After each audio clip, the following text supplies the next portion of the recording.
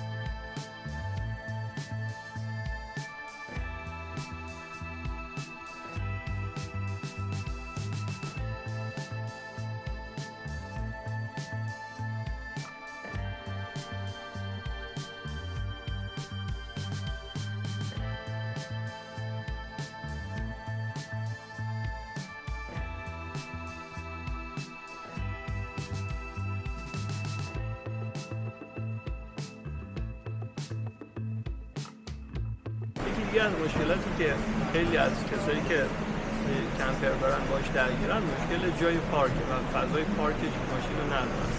خیلی اصلا دوست ندارن داشته باشن به دلیل اینکه بیمه ماشین از اینهای دیگه بهش اضافه میشه، پول بیمه بیشتری باید پرداخت کنن، ماشین بزرگتره، جای پارک راحت پیدا نمیشه بیشتر. برای همین خیلی دوست دارن که یه کاروان داشته باشن. کاروان خب اینا پشت سربندی به ماشین وصل میشه، یا میتونید یه ماشین شاسی بلند دو دیفرانسیل داشته باشید، اینو به راحتی به ماشین وصل کنید و برای سفر استفاده کنید و وقتی لازم نداشتید یا سفر نمیخواید برید میتونید توی حیاط خونه‌تون پارکش کنید. مزایا معایب خودشو داره هر کدوم، ولی طرفدارای خودش هم داره. ماشین این مدل اتاق که بهش میگن، ما تو فارسی بهش میگیم کاروان، توی آلمانی بهش میگن وون واگن. اینجا میگن وون موبیل و وون واگن. وون موبیل ماشینه که خودش، ما بهش میگیم کمپر، که خودش موتور داره و میتونه جابجا بشه. ولی وون واگن این کاروان ها هست که به ماشین وصل میشه و شما باید به ماشین ببندینش و حالا هر جا که بخواید سفر برید با خودتون حملش کنید. برای این مثال میریم داخل این کاروان رو میبینیم، قیمتش رو با هم دیگه چک میکنیم که چقدر میارزه و چجوری میشه راحت‌تر خریدش. اقساط و اینا رو بهتون توضیح میدم، وزنش رو. توی ادامه با هم باشید. خب قیمت کلیش که 43,000 یورو، 43,500 تا باید بابت این کاروان پرداخت کنید و میتونید با پرداخت ماهیانه 308 یورو اینو بخرید و خب سودم که بهش تعلق میگیره. باید پیش پرداخت حدود 10,000 یورو شو به صورت پیش پرداخت بدین، یعنی تقریبا 1/5 کلشو باید پول پیش پرداخت بدین. این محورش هم که بستگی به وزن کلی خود کاروان داره که یه جدولی داره. طبق جدول باید ببینید که بر اساس اون به حساب توی کارت ماشین که نوشته که تا چقدر وزن میتونه بکشه باید طبق اون جدول چک کنید. خب این ماشین هم میریم با هم دیگه این کاروان داخلش میبینیم. این قسمت یه مبلمانه و کابینت و اینا، آشپزخونه، تخت برای بچه ها، یخچال،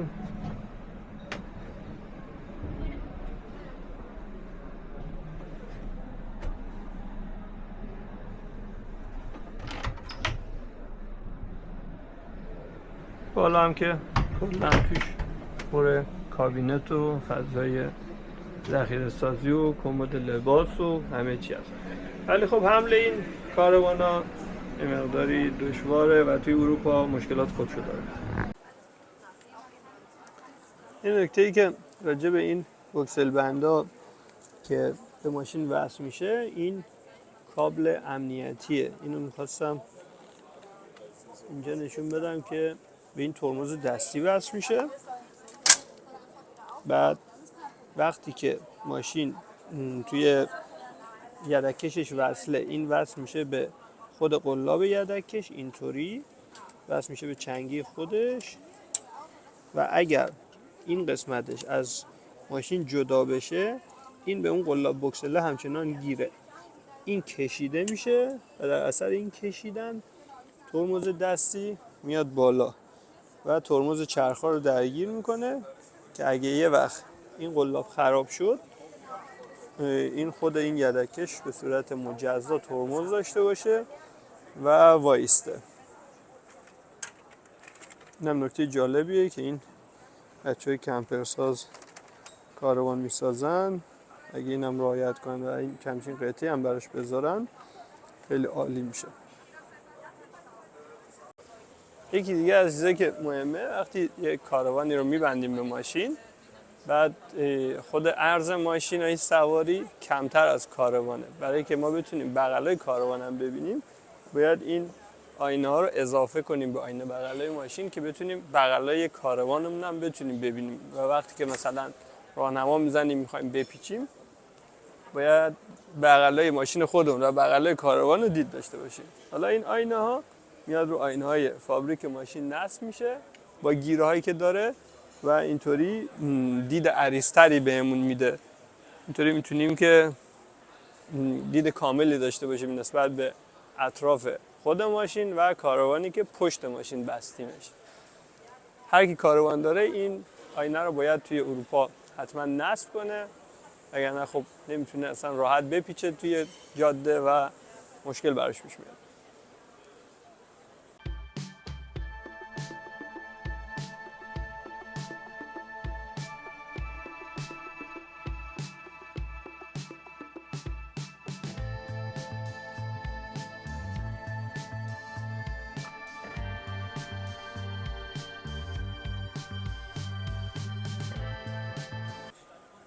یکی دیگه از مشکلاتی که خودم درگیرش بودم این فولکس واگن LT46 بود.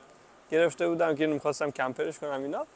بعد داخل ماشین فیکس 1.60 بود داخل اتاق ماشین، ارتفاعش هم 1.60 خورده‌ای. بعد هیچ تختی مناسبش نبود، یعنی نمیشه تو عرض ماشین بخوابی. بعد اینجا اینو دیدم که طرح خیلی قشنگی زده بودن.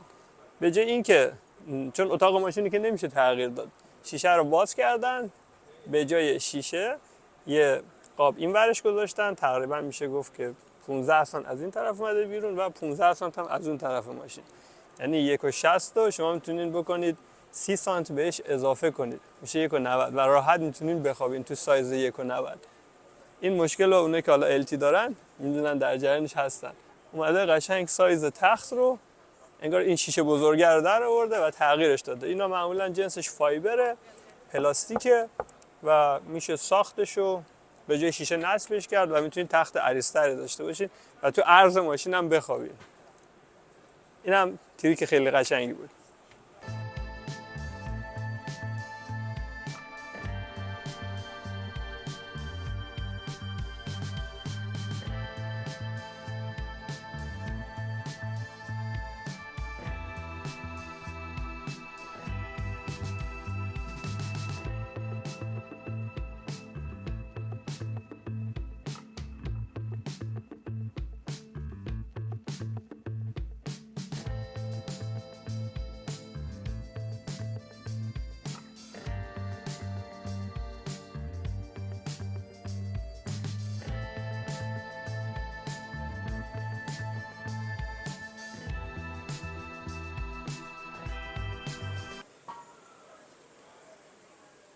یه دونه اتوبوس تک محوره که خب پارکینگ هم با خودش داره. این ماشین مزدا کروک داخل خودش پارکینگ داره.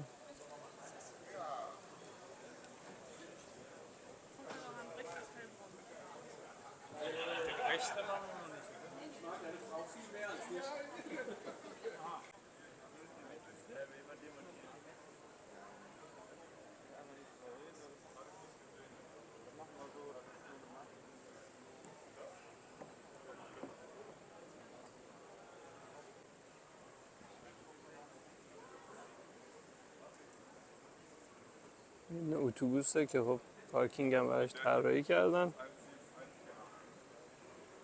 اینجا ماشین میاد رو این صفحه پارک میکنه و این صفحه توی ریل میره به داخل قسمت بار ماشین که انگار پارکینگ براش طراحی کردن.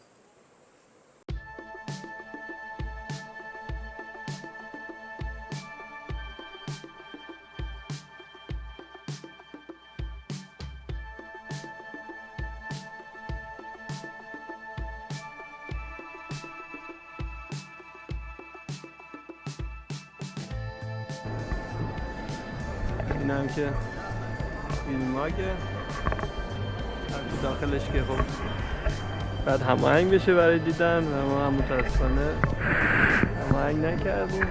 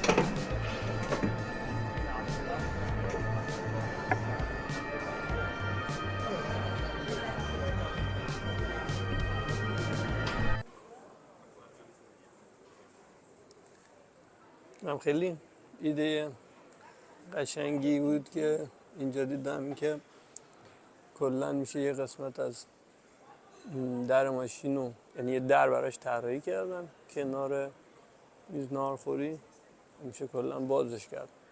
حالا اینجا چون بارون زیاده بالا خودش هم مثل یه سایه‌گون میمونه.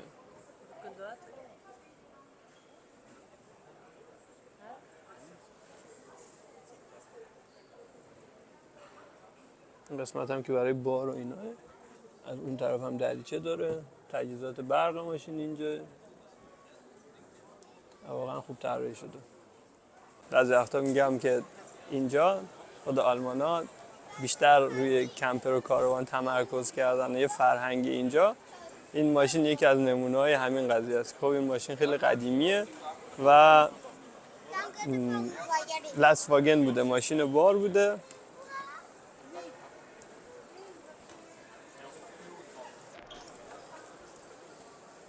وانته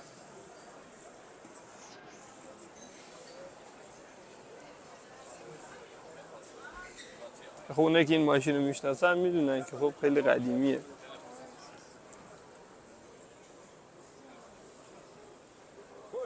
سقفش تاشو بوده، رفته بالاتر موقع توقف. چوبیه و لولایی.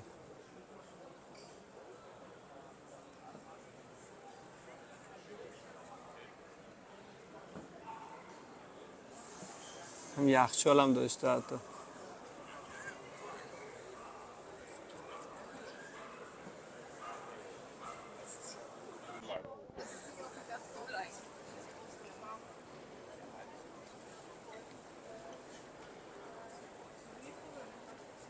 یک کاروان کلاسیک، این مربوط به موزه یکی از همین شرکت‌های ساخت کاروانه.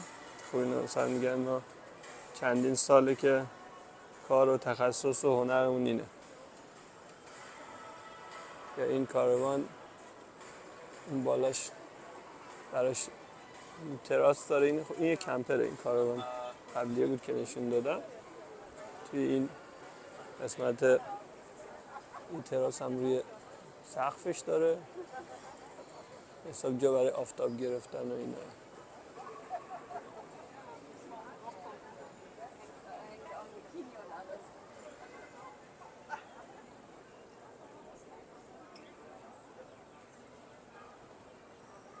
تله برای بالا رفتن.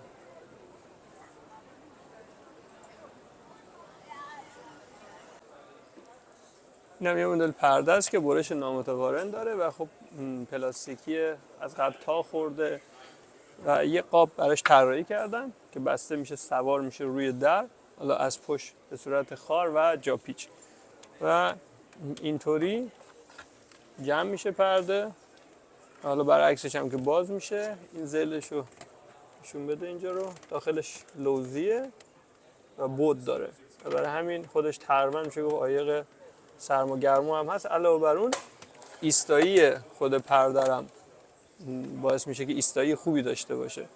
همچین قابی باید طراحی بشه و ساخته شه. خب قالب شاسی‌های ونا عموما یکیه. اینجا ایده خوبی بود. همین قسمت تختش که اون عقبه حالت کشو در آوردن. توی این قسمت عقب کامل میاد بیرون.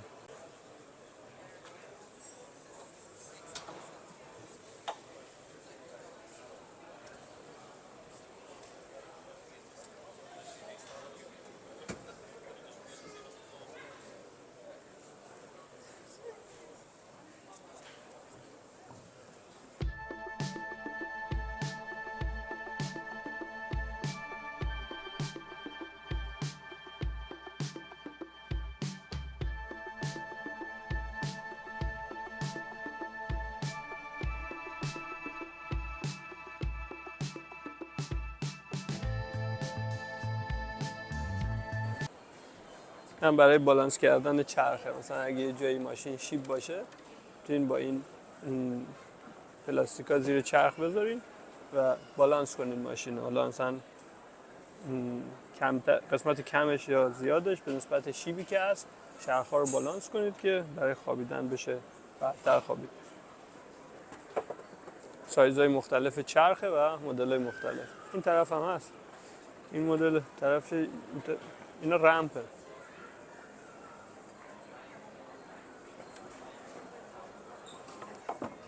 از مشکلات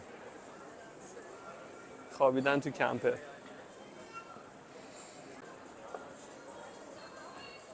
این محافظه رو درست کردن برای که ظرفا صدا نده توی ماشین. این یه ابره برای اینکه خب لیوانا رو نگه داره و اینا هم توی حرکت و اینا سر صدا نکنه. این هم یه مدل دیگه نگه دارنده لیوانه.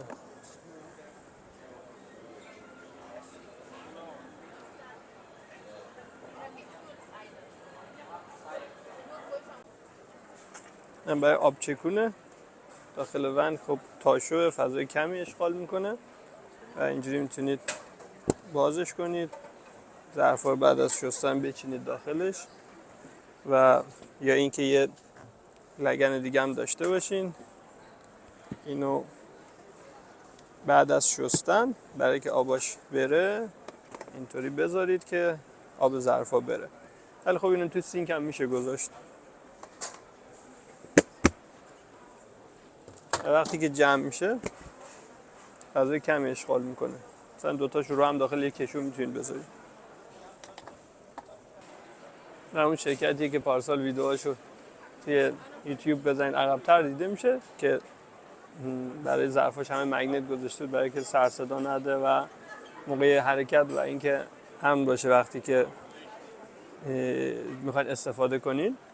بعد مثلا لیست ظروفی آورده، اینا دیگه شیشه نیست پلاستیکه، یه کمی تغییر داده، هم سبک‌تره هم اینکه امن‌تره دیگه، اگه شیشه باشه میشکنه.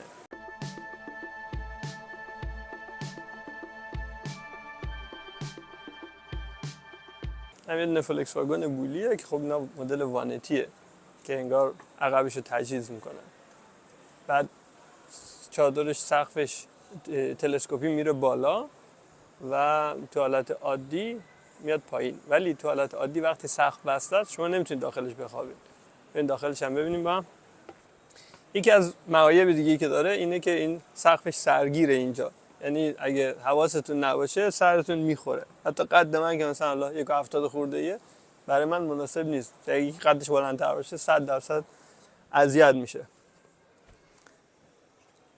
توی این قسمت بعضی از بولیا این قسمتش یه دونه چادر، یه دونه تخت تاشو داره توی بالا سر راننده و شاگرد. حالا این مدل نداره. صندلی‌ها که خب طبق معمول گردونه و اینا. این تاقچه متحرکه، شما میتونید هر جور که خواستین یا اصلا برش دارین، کلا میتونید برش دارین، میتونید بذاریدش. یه سری میزا هم هست که با همین ابزار نصب میشه. و یکی دیگه از بدیهایی که داره این قسمت دستشویی حمومش که خب باید خیلی مراقب باشین آب نریزه، آب بیرون نکنه، چون به محض اینکه درست تنظیم نکنید دوشو، آب میریزه بیرون و آب وارد فضای اتاق و ماشین میشه. یکم فضاش تنگه.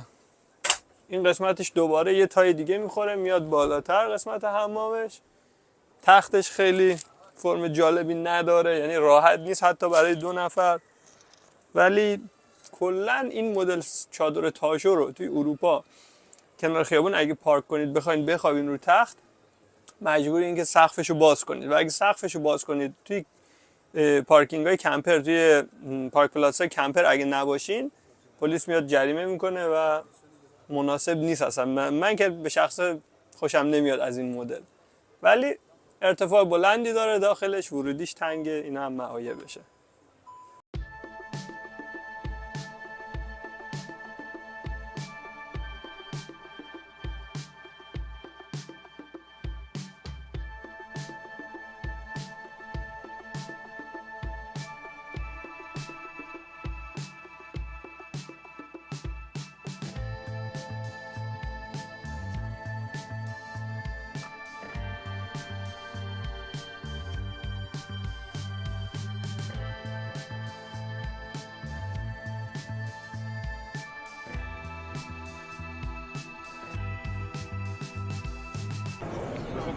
میدونه نمونه چادره که داخل این یدکش به حساب سوار میشه روی این و باز میشه. وقتی باز بشه تبدیل میشه به این. از این قسمت این یدکش هست و این قسمت یه به حساب چادر اصلیشه. این هم سایبون جلوشه. این هم نمونه باز شده شه که اگر کسی این پکیج رو بخره میتونه یه همچین چادر سیاری همراه داشته باشه. این همون قسمت چادر اصلی است. حالا این قسمت برای نور طراحی کردن، پلاستیکیه، نه همون تخت 2 نفره است.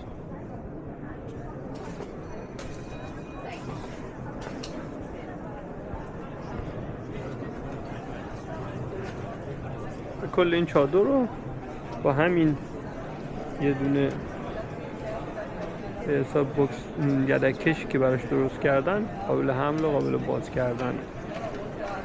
قیمتش هم از 10,600 یورو شروع میشه به بالا. مثلا برای این مدل نوشته که تقریبا 12,000 یورو قیمتشه و تو 2 تا مدل معرفی کرده. این خودش جک داره برای بالانس کردن و انگار تخت داخل این قسمت قرار میگیره. اینجوری به ماشین بسته میشه.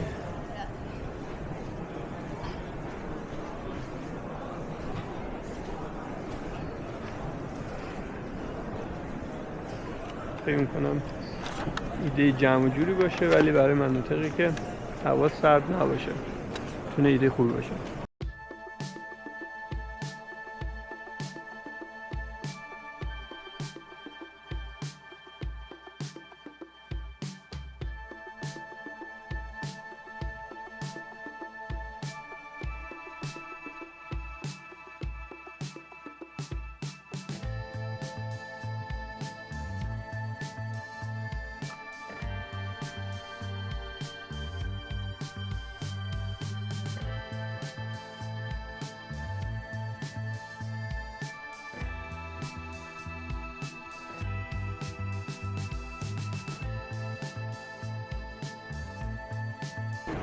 اینجا غرفه شرکت مان هست و این مدل بندشون دقیقاً با مدل فولکس واگن گرند کالیفرنیا یکی است.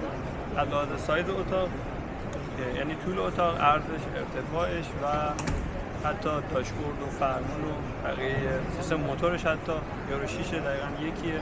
سایز حجم موتورش و مشخصات فنیش کاملا دقیقاً یکیه، ولی به تفاوت‌های جزئی از لحاظ طراحی داخلی داره. هم دیگه میریم داخل این ماشین رو ببینیم.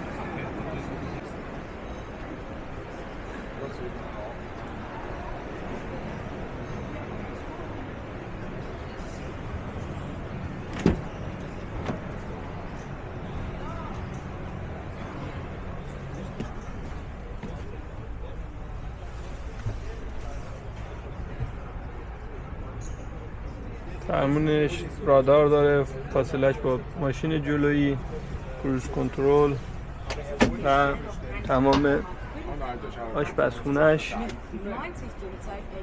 یخچالش فقط متفاوته که از هر دو طرف باز میشه و فریزرش هم که داخلش هست.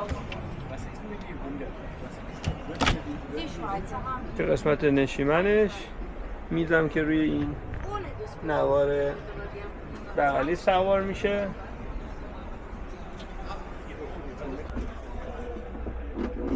این روشورش تاشون نیست، ثابته. خب دوشش هم که پایه داره و از همین شیر استفاده میکنه، پلاستیکی نیست داخلش. پایینش هم باز شده درش ببندم. تختش تقریبا لحاظ سایز برابره، فقط فرم کابینت های بالاش فرق داره.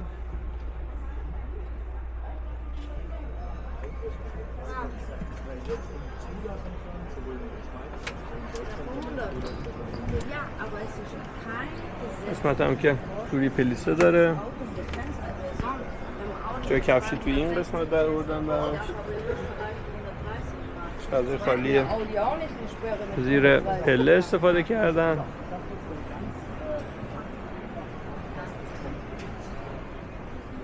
اینجا هم که قسمت بارشه.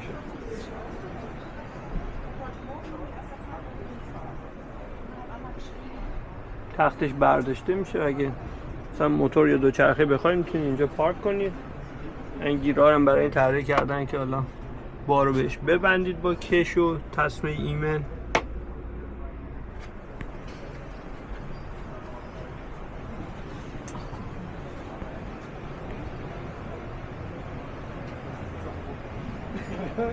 اومدیم توی غرفه شرکت نیسان و ایده قشنگ دیگه اینجا پیدا کردم. این قطعه فلزیه و روی شیشه ماشین سوار میشه. میتونید شیشه ماشین رو بدین پایین، این قطعه رو بذارین رد شیشه و شیشه رو بدین بالا. انگار یه حالت شیار این داخل این قطعه فلزی که شیشه میره داخلش و نگهش میداره. از طرف دیگه بالاش هم که میره توی جایی که قراره شیشه همیشه باشه اونجا. هم محکمه، همین که ایستایی داره، فلزیه، حشره اینا داخل نمیتونه بره، امنیت داره و جریان هوا هم گردش داره. مثلا برای ماشینایی که گاز داره یا مثلا داخل ماشین میخوان آشپزی کنن، بیرون خیلی حشره داره و حالا هزار موقعیت‌های مختلف. خیلی قطعه کاربردیه، توصیه میکنم حتما برای وناتون بسازین. هم غرفه خود شرکت فولکس واگنه که ماشین تجهیز شدهش آورده برای فروش. این مدل کدیه کالیفرنیا.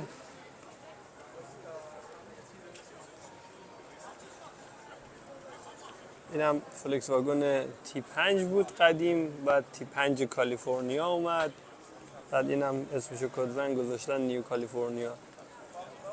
اون ماشین هم که فولکس واگن گرند هست، گرند کالیفرنیا، 2 تا تخت خواب داره برای بچه ها و بزرگسال و آشپزخونه و دستشویی اینا. ولی این مدل های سایز کوچیک‌تر که به حساب تی 5 بود قدیم، تی فونفا، اینا دستشویی نداره و خب یه جزئیاتی بهش اضافه کردن، مثل این کالیفرنیای ساحل، کالیفرنیای اقیانوس. حالا یه چند تا استوری از چیزای مختلف گذاشتم راجع به این مدل کالیفرنیا ها. اینا همون مدل‌های تی 5 قدیم است. خب اینا ماشین خانواده است، در این حال ماشین سفر هم میتونه باشه. بعضی از مدلاش توی این قسمت این صندلی برداشته میشه، آشپزخونه‌اش میاد اون قسمت. بعضی از مدلاش یه دونه در کشو داره، توی این مدل 2 تا در کشو داره هر دو طرف و صندلی‌ها فابریک اورجینال گردونه. تو بالا قسمت تخت داره. این ماشین هم میشه به عنوان ماشین شهری استفاده کرد، هم برای ماشین مسافرت. این غرفه از نمایشگاه غرفه سفره و شرکتایی که توی این قسمت هستن سفر به قسمت‌های مختلف دنیا رو ارائه میکنن، پیشنهاد میدن، دنبال مشتری میگردن برای پر کردن تورشون. یه حالتی مثل آژانس‌های مسافرتی، ولی بعضی‌هاشون تفاوت‌های زیادی هم با هم دیگه دارن. مثل اینکه یه سری از این شرکت‌ها با کمپر و کاروان مسافراشون رو یا مشتریاشون رو میبرن به کشورهای دیگه. بعضی‌هاشون با هواپیما میبرن، حالا مثلا آمریکا، اونجا مثلا با تور دارن توی کشور آمریکا، مثال میتونن اونجا سفر دریایی ارائه بدن، میتونن با کشتی کروز مسافراشون رو ببرن آمریکا یا کل اروپا. مثلا یه سیستم دیگه هست اینجا، کشتی کروز، شرکت آیدا که کروزهای مختلف داره و سفرهای دور دنیا داره. هلوش بعضیاش 4 ماه 5 ماه طول میکشه و قیمت‌های خیلی بالا، بعضا تا 50 و خورده هزار یورو قیمت این سفرها هست. ولی اینجا میتونه هر کسی اون مدلی که میخواد رو انتخاب کنه. اگر یه وقت کسی حوصله نداره بره ماشین بخره، پارکینگ مشکل داره، جای پارک مشکل داره، بیمه ماشین و هزار تا چیز دیگه، اصلا حوصله نداره رانندگی کنه، دوست نداره توی تعطیلاتش رانندگی کنه، میتونه این سبک سفر رو انتخاب کنه. به طور مثال این قسمت سفر دریایی اروپایی رو داره به کشورهای مختلف، به کل اروپا، انگلیس، یه سری جزایرن بین اروپا و آمریکا، اونجور جزایر رو پیشنهاد میکنه، جزایر قناری اینا اگه اشتباه نکنم. و هر کسی میتونه اون سفری که باب دلش هست رو اینجا پیدا کنه یا راهنمایی بگیره، مشاوره بگیره و یا پرداخت کنه. هم از نمایشگاه کمپر کاروان 2024 شهر دوسلدورف آلمان. خوشحال میشم اگه نظری، پیشنهاد و یا انتقادی دارین توی قسمت کامنت ها بنویسین برام. ممنون از شما برای دیدن این ویدیو.